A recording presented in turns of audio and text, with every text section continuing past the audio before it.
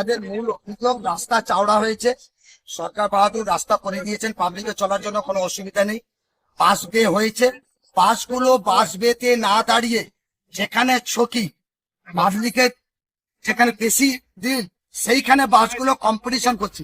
আজকে যে অ্যাক্সিডেন্টটা হতে হতে থেকে গেল, বাসের কম্পিটিশনে পথ চলতে মানুষকে পায়ে হেঁটে যাচ্ছে রোজও, তাকেই ধাক্কাটা মেরে দিল মোটরসাইকেল। কারণ মোটরসাইকেল যদি না মারতো, মোটরসাইকেলটাই বাসে পিছিয়ে যেত। আমাদের দাবি যে বাসটা প্রশাসনের তরফ থেকে বাস স্ট্যান্ড ঠিক করে দেওয়া হোক, ট্রেকার স্ট্যান্ড ঠিক করে দেওয়া হোক, যাতে মানুষ সুস্থভাবে বাসে ট্রেকারে উঠতে পারে। পরিষ্কার করে কোন জায়গায় এটা? এটা ঠাকুরদা। কি নাম আপনার? আমার নাম আতাউর মল্লিক। কিন্তু বলতে একটা বাস ওভারটেক করে যাচ্ছিল, একটা মোটরসাইকেল ছিল তার ডান সাইকেল।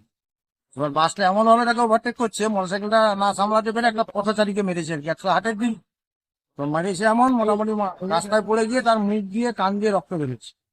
সেই জন্য সবাই এসে রাস্তায় রেগে অবরোধ করছিল। এত বড় রাস্তা হওয়ার পরেও যদি এইভাবে গাড়ি আর বিশেষ করে বাস ওয়ে হওয়ার পরেও বাস ওয়েতে বাস ঢুকছে না। বাস কি করছে, বাস ওয়ে বাদ দিয়ে অন্য দিক দিয়ে ঢুকে চাপাচাপি করে যাচ্ছে, ওরা নিজের মধ্যে কম্পিটিশন করতে, যার জন্য আজকে এই অ্যাক্সিডেন্টটা হলো। কোথায় হয়েছে? ঠাকুরদা বাস স্ট্যান্ড রয়েছে। কি নাম আপনার?